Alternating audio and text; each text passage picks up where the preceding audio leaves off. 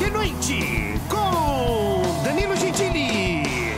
No programa de hoje, Pedro Cardoso. Os palpites da Formiguinha Sérgio. As pitombas da minha fruteira. E denunciando a Caixinhos Dourados por invasão de propriedade. Ultraje a rigor. Agora recebam ele, que não consegue segurar. Danilo Gentili.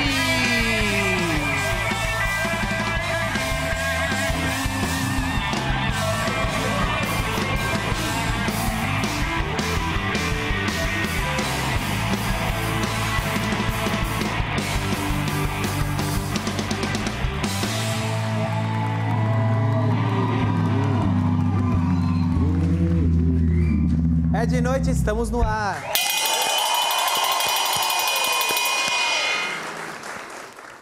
Pessoal, quem está assistindo o programa sabe que nós contratamos um animal para dar palpites sobre os jogos da Copa. Porque vocês se lembram, toda época de Copa sempre tem um animal que dá palpite a certos jogos. Quem não lembra do povo Paul?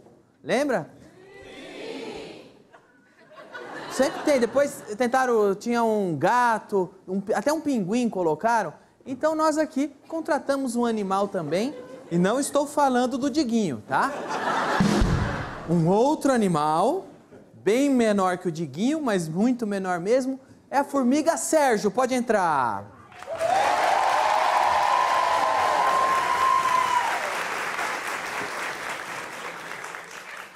Aqui é a formiga.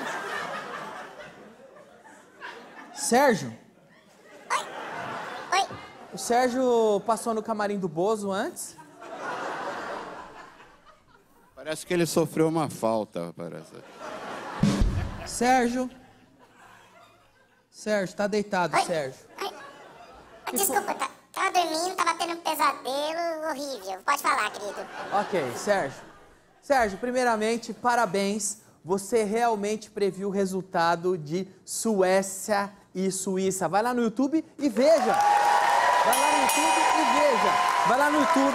Vai no YouTube e coloca Formiga Sérgio de noite. Você vai ver o Serjão aqui acertando o resultado. Parabéns, Sérgio. Isso aí, parabéns, Suíça. Foi a Suécia que venceu, Sérgio. Isso mesmo, Suécia. E ele acertou a vitória da Inglaterra. Até agora, 100% de aproveitamento do Formiga Sérgio. Só pago pra isso, meu.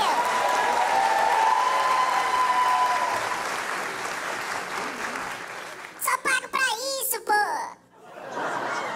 Vamos lá, quartas de final. Quem vai ganhar, França ou Uruguai? Esse aí. Esse é o quê, Uruguai? Isso, querido. Mas a França tem o time. Tem mais time a França, hein? Então, a França.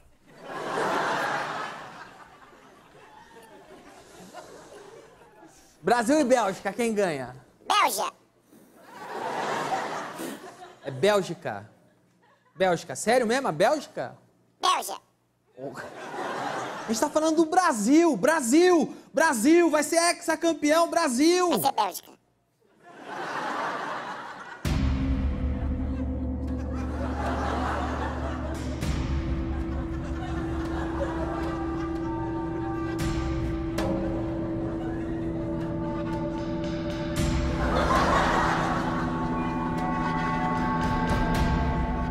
Mudei de ideia. Vai ser Brasil, né? Brasil. Eu prevejo uma vitória do meu Brasilzão.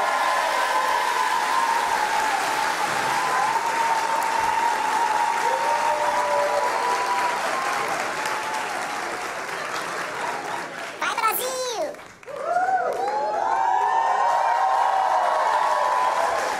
E aí, ô Sérgio, e quem vai marcar o gol da vitória? O Casimiro.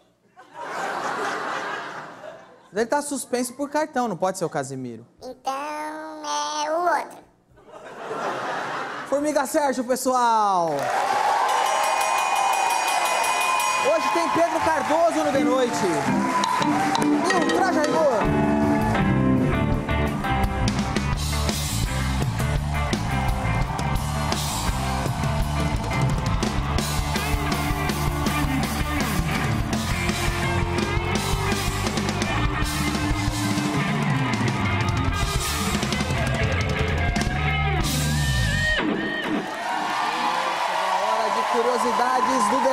noite.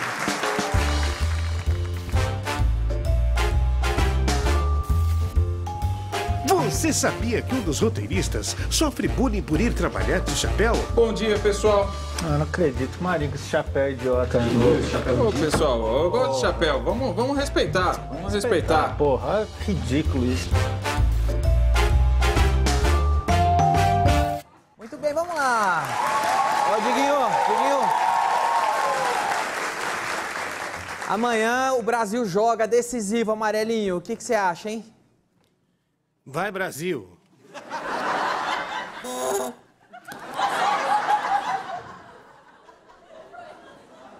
Essa é a animação, é? É o máximo que você consegue dar?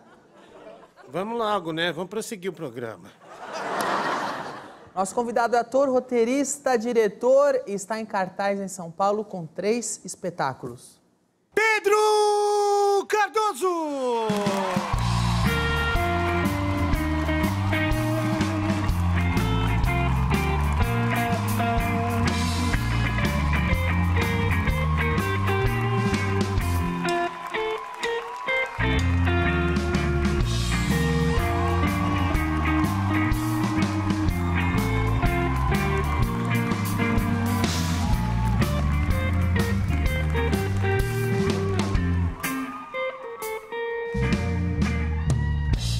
Pedro, tudo bem?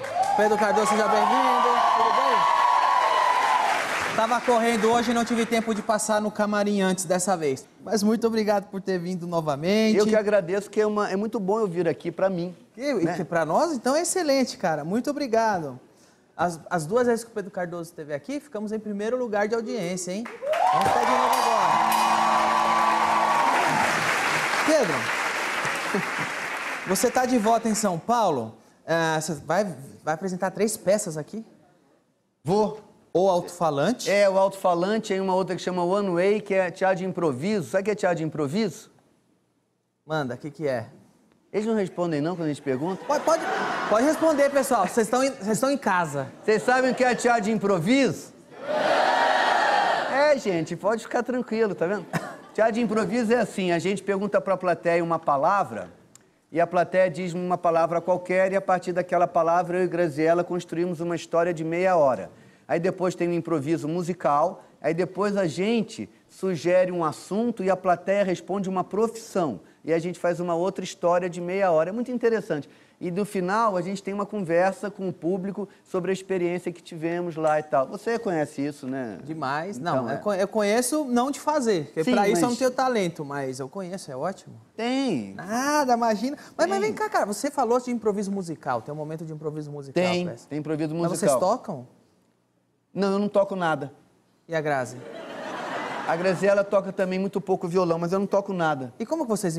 vai ser Não, muito não, não, improviso... tem mesmo. músicos. Ah, tem músicos. É, ah. não. Eu falei, nossa, vai ser bem improvisado Não, mesmo. a gente tá muito louco, mas não tanto assim. Não. Tem músicos, mas eu não toco instrumento nenhum. Você não toca instrumento nenhum, você tá Não. com um instrumento aí. Não, isso aqui é pra... É que o Brasil tá tão confuso que eu adotei agora um sistema. Se alguém me faz uma pergunta que eu não sei como responder, eu toco. Eu agora falo, me pergunta uma coisa polêmica, uma coisa assim que vai me deixar com uma dificuldade, uma coisa bem... Aquele negócio que não importa o que você responda, um vão te negócio odiar. bem complicado. Não importa o que você isso. responda, vão te odiar. Vai lá. Manda aí. Vamos lá. Em quem que você vai votar na próxima eleição?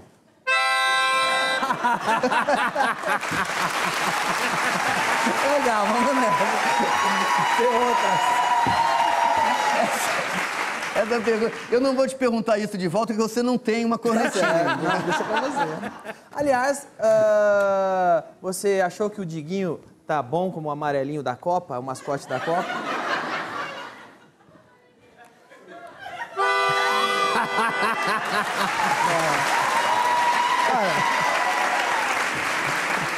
Então vamos lá, Pedro. As 3 peças, hein? O Alto-Falante vai estar de quarta a sexta até dia 24 de agosto no Teatro Isso. Morumbi. O Alto-Falante é O alto-falante é clássica. sobre um homem que está desempregado e fica maluco. E aí tem um conflito muito grande. Eu acho que o desemprego... Alguém aqui já esteve desempregado? É legal? Não! E a gente fica meio... Eu fiquei uma vez desempregado, eu lembro de acordar de manhã, você, não sei se já passou por isso. Muitas vezes. Eu vi meu pai passar por isso, minha mãe passar por isso, eu passei por isso, minha irmã, muitas vezes. Muitas vezes. É horrível. E a gente acorda e eu lembro de ter vontade de viver, de ter energia, estar bem disposto e não ter aonde empregar aquela energia, né? E o quanto isso te deixa com uma sensação de estar exilado do mundo. E aí eu imaginei uma história que o cara perde o emprego e ele vai viver dentro dele, ele fica exilado do mundo, porque o desemprego não tem nenhum sentido existencial.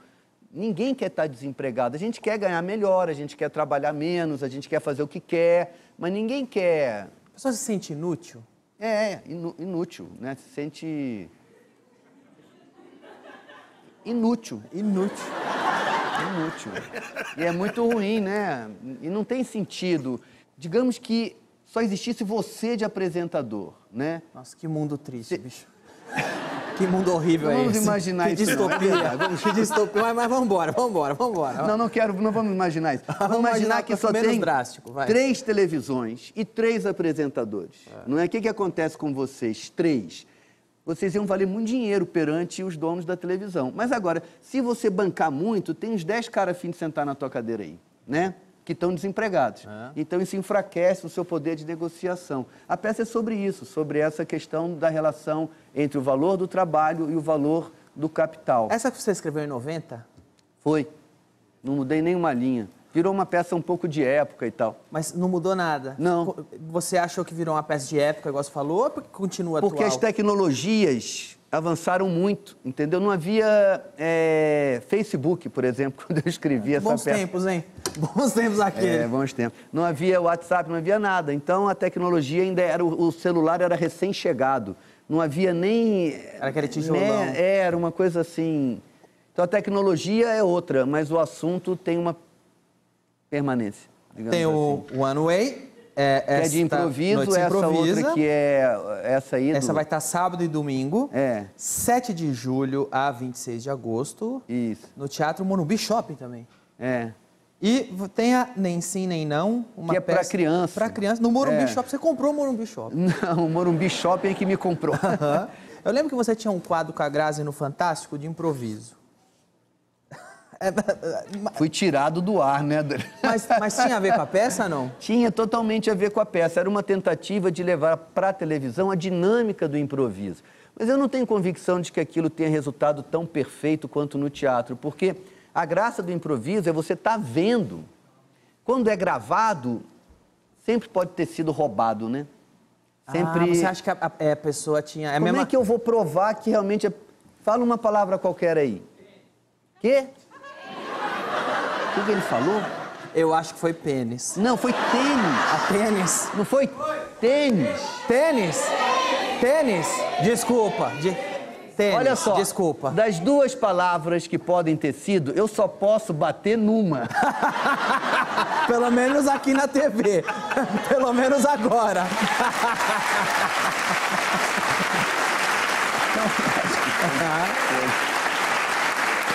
Das 2 palavras, só tem uma que bate no chão. Só.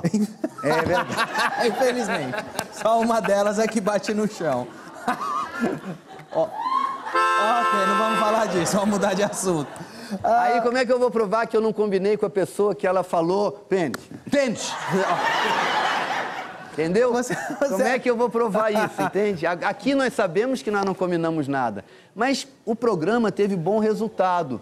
Mas acho que havia um conflito, talvez, de natureza ideológica, né? Assim, era um programa que requisitava muita liberdade. Eu gostava. Com certeza que o público gostava bastante.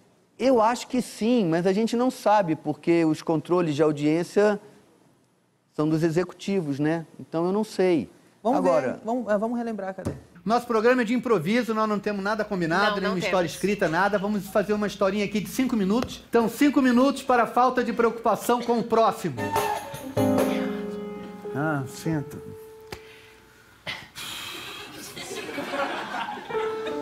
Obrigada pela sua gentileza. Gentileza nada, porque eu sou obrigado a fazer isso. Porque, sinceramente, trabalhei o dia inteiro, tá entendendo? Trabalho na construção civil, levantei 2 paredes de tijolo hoje. A senhora provavelmente veio do supermercado, tá indo fazer pra casa da sua sogra, sei lá pra onde, eu tenho que lhe dar o lugar.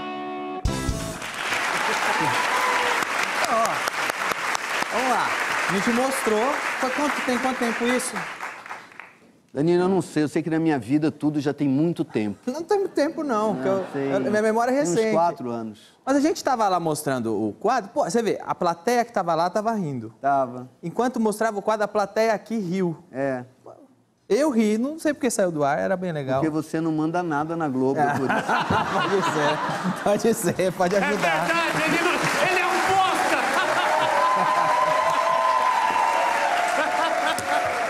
Ali no Fantástico, o quadro, a cada cena durava 5 minutos. No teatro, vai ser quanto tempo de peça? É meia hora. Posso falar uma coisa pro Manda teu público bala, que manda me bala, intriga? manda bala. Eu acho legal, quando eu falo uma coisa, vocês aplaudem, vocês riem, aí tem uma pessoa que faz assim, né? Eu gosto de falar isso, porque não gosto também que o público ache que vocês me adoram mais do que vocês me adoram naturalmente, né? Vocês não estão rindo de mim porque a pessoa faz assim, não, né? Não, só pra eu não ficar... Não. Ela consegue fazer o público parar ou talvez começar. Agora, rir não dá. Rir não dá, né? Não dá pra ela ir lá e fazer cosquinha em um por um. Aí não dá. Mas agora eu tô com medo que o SBT mande essa pessoa embora. Por quê? Vou falar, Pedro Cardoso viu que não precisa dela aqui, vamos demitir. Não. Não é que eu não acho que não precisa dela de maneira alguma. Eu acho só que, sei lá, que ela... Vai deles me aplaudirem mais, então. Eu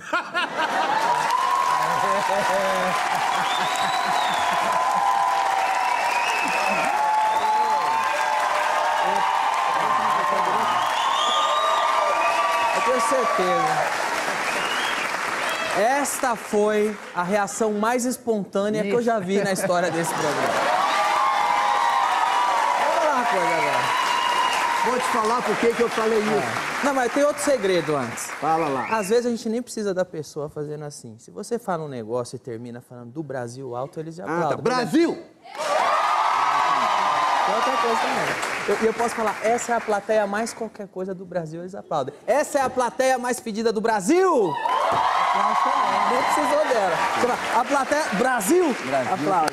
O que você ia falar? Eu perguntei isso porque nesse negócio de improviso, eu demorei muito para conseguir que a plateia não se sentisse obrigada a obedecer a um comando, entendeu? Porque eu queria mesmo uma reação absolutamente espontânea da plateia.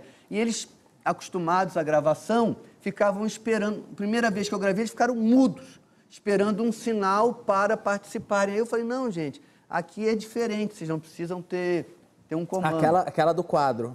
Aquela do quadro foi a melhor experiência que eu vivi aqui no Brasil!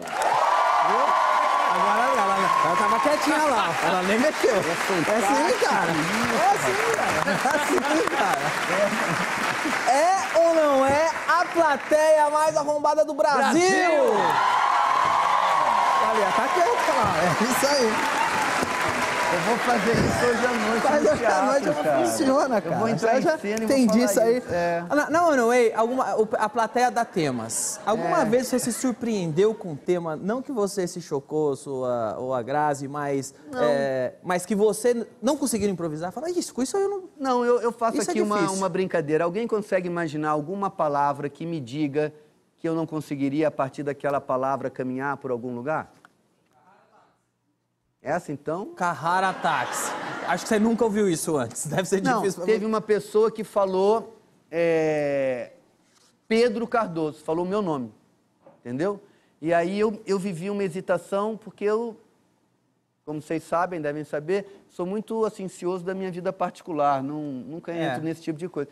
Mas aí eu falei, eu fiz uma história de um Pedro Cardoso que não era eu, era um Pedro Cardoso que é imaginado pelas pessoas, um Pedro Cardoso antipaticíssimo, violento, desagradável. As pessoas imaginam isso? Não, digo assim, alguma pessoa, nós que nos tornamos pessoas conhecidas do público, sofremos muita projeção, assim, né? Eu já ouvi de pessoas, colegas meus, que eu adoro, coisas horríveis, de pessoas que não os conhecem. Ah, é verdade que ele isso, que ele aquilo? Eu fico surpreso, porque... Raramente essas coisas são verdadeiras. É o que mais acontece. O que acontece muito também, a pessoa te conhece. Nossa, você é tão legal. Eu imaginava que você era um escroto. Demais. É o que eu mais ouço, bicho. Eu também. É o que eu mais ouço. Não entendo por que as pessoas acham isso. Não sei, talvez porque numa sociedade em que ninguém tem voz, nós acabamos tendo voz. Como eu brinquei aqui da outra vez e trouxe uma pessoa da plateia para também responder perguntas, talvez isso gere uma descompensação emocional. Muita gente chega para mim e fala assim: oi, Pedro, sou de Recife. Eu sou de Natal. Tem isso. Parece que a pessoa encostando em mim, falando eu sou de Natal, Natal vai amplificar, ou... eu não sei bem, entende? Então, eu fiz lá um Pedro Cardoso que não era eu, mas era uma dessas personas que eu imagino que alguém possa ter de mim, um cara horroroso. Né? Vamos falar de Brasil, mas de outro aspecto, porque eu sei que essa plateia aqui é a plateia que mais está torcendo pelo Brasil.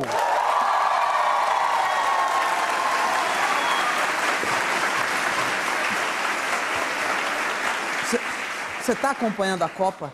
Eu estou adorando essa Copa. Eu não gostava de ver as Copas em só vi o jogo do Brasil. Essa eu estou vendo todos os jogos. Acho uma Copa muito interessante. Virou a Copa dos memes, tá todo mundo comentando tudo. Virou a Copa dos países multirraciais. É verdade. Entendeu? E eu acho isso muito bonito. E acho que o futuro da humanidade é que a nacionalidade seja assim. Como nós brasileiros, graças a Deus, já somos. Já estamos na vanguarda. Nós estamos na vanguarda dessa E agora, como é que fala isso? Multirracionalidade. O time da Bélgica tem o Lukaku, que é um homem de 1,90 m, e ele é obviamente onde a presença do sangue africano ainda está ali muito, muito visível, né? E eu acho bacana essa Copa que é mistura da França, né? Sim. E o Brasil também, eu acho bonito isso. A Inglaterra também. A Inglaterra, todos eles.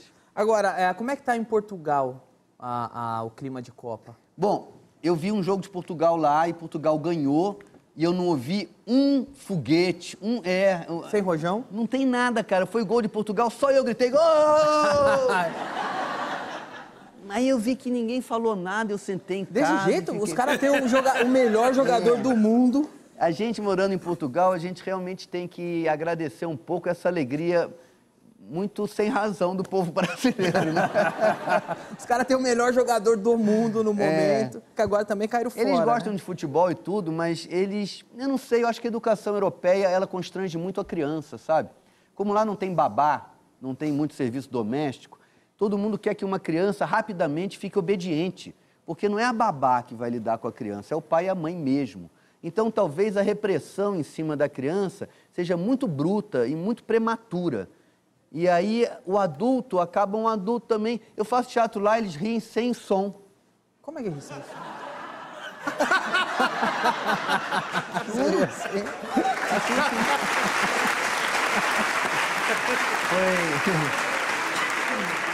Eles aplaudem sem som também? Eles aplaudem sem som também, não? Eles aplaudem. Entendi, entendi. Gente, é fantástico isso. Tá vendo? Você acha que eles são... Eles têm um superego muito estruturado, entendeu? Eles têm muita autoridade embutida. Ou é muita educação, eles falam, eu não vou rir para não atrapalhar. Para não atrapalhar e tudo isso, eu não vou rir alto para não acomodar a pessoa que não está rindo, entendeu? Eu não sei, aqui no Brasil eu subi no palco ontem e também a instigação intelectual. Nós somos um país que nos ameaça. Então, todos nós estamos movidos intelectualmente a construir um futuro melhor para nós. Na Europa, parece já haver um futuro muito estabelecido, entende? Então, eu sinto que as pessoas têm menor inquietação. E não sei se isso é bom. É bom você duvidar das suas certezas, das suas convicções. É bom haver uma certa inquietação na vida, sabe? A vida é mais interessante assim. Porque, na verdade, há uma inquietação. Lá na Europa, eu sinto que a inquietação fica um pouco apaziguada pela riqueza que eles têm. Lá ninguém entra em grande agonia, como a gente entra aqui no Brasil. Se você não tiver dinheiro, tiver um problema de saúde grave, você provavelmente vai ter dificuldade de se tratar. Na Europa, não. O sistema de saúde funciona muito melhor. Isso é bom, claro que isso é bom. Mas isso não deve fazer também com que a pessoa desista de se inquietar. Porque para que a Europa seja rica, foi preciso que a África seja muito pobre, entende? Então, se os europeus resolveram o problema deles, foi muito à custa da pobreza do resto dos outros povos do planeta. Então, o europeu também não pode descansar nessa glória, é preciso estar inquieto. Eu jogo um futebol lá E, às vezes, eles fazem piadas com o negro, sabe? E eu sou brasileiro, cara. Aí, no meio, eles não fazem com maldade. É uma maldade, mas é uma maldade que não é bem da pessoa, é uma maldade da cultura. Mas eu não aguentei, cara. Eu falei para eles assim, ó, queria pedir vocês pararem de fazer piada com negro porque eu sou negro. Eles fizeram assim e riram, como se eu tivesse feito uma piada. Falei, olha, pode ser até engraçado eu falar que eu sou negro, mas eu sou negro, porque eu sou brasileiro. Ser negro não é a cor da pele. Ser negro é a formação cultural que a pessoa tem. Eu sei tanto do catolicismo de vocês quanto do candomblé do africano. Eu sei tanto da mitologia do índio quanto sei dos santos católicos. Então, quando vocês fazem piadas que menosprezam os africanos, vocês estão falando de mim. Vocês não estão falando apenas deles, e entendeu? Eles me adoram, cara. Eles são meus amigos. Entende? Porque eu não falei isso para eles com raiva, nem com maldade. Nem também querendo tolir a brincadeira, ou tolir... Como é que eu vou explicar? Eu já fiz piada com anão, já fiz piada com ceguinho, já fiz uma opção de piadas com coisas que talvez sejam dolorosas para alguém, entendeu?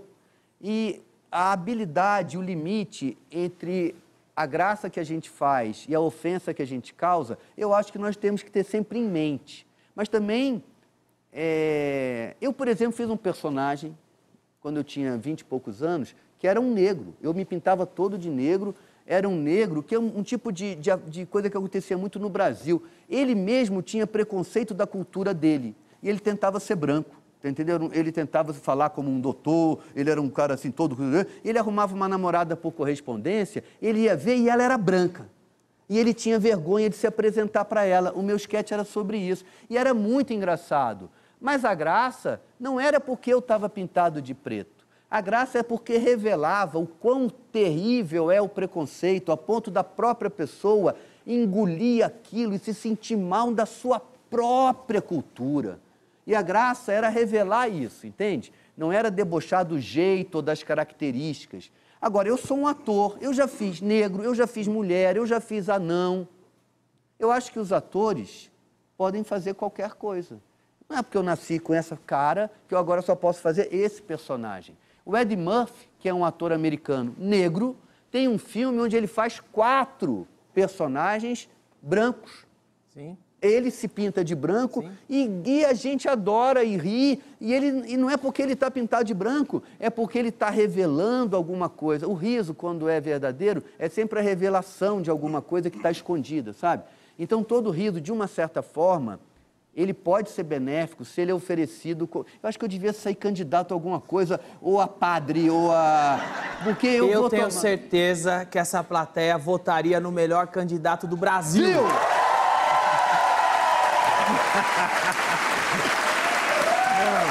Não quero. Não.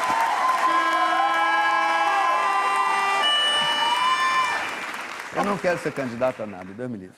Vamos fazer o seguinte, eu ainda quero falar da sua peça Nem Sim, Nem Não, uma peça de teatro infantil que ninguém pediu e outras coisas mais no próximo bloco. Não sai daí.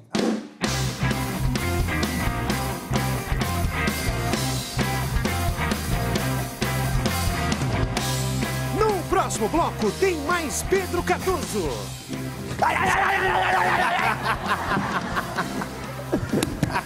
Dói? De noite, o programa do Amarelinho.